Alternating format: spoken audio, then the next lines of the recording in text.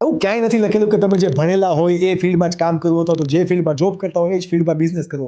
એસ્ટ્રોલ પાઇપના founder Sandeep engineer એ એક સમયે pharma કંપનીમાં જોબ કરતા હતા. ત્યારબાદ એણે જોબ મૂકી અને કબજિયાતની દવા વેચવાનું શરૂ કર્યું, પણ એ બિઝનેસ પણ ફેલ થયો. પછી ફાર્મા કંપની નાખી, એ પણ ફેલ થઈ. એટલે લોકો તો ઊભા થતા બંદૂક લઈને કે ભાઈ તું ફેલ થા આટલી વાર છે.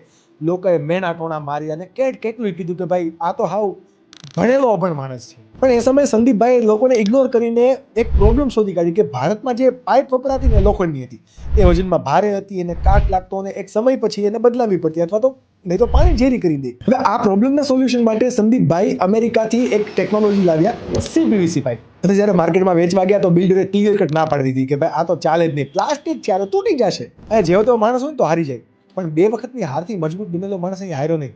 એમણે પ્લમ્બરને ટાર્ગેટ કર્યા કે ભાઈ પ્લમ્બર, તમને ખબર હોવી જોઈએ કે CPVC પાઇપ શા માટે વપરાવી જોઈએ. એમને ટ્રેનિંગ આપી, એમાં વર્કશોપ લીધા અને આ દરેક પ્લમ્બરને પોતાની પ્રોડક્ટના બ્રાન્ડ એમ્બેસેડર બનાવી દીધા. આનું રિઝલ્ટ શું આવ્યું? આજે ભારતમાં 90% પ્લમ્બિંગમાં CPVC પાઇપ જ વપરાય છે. લોઢું ગયું.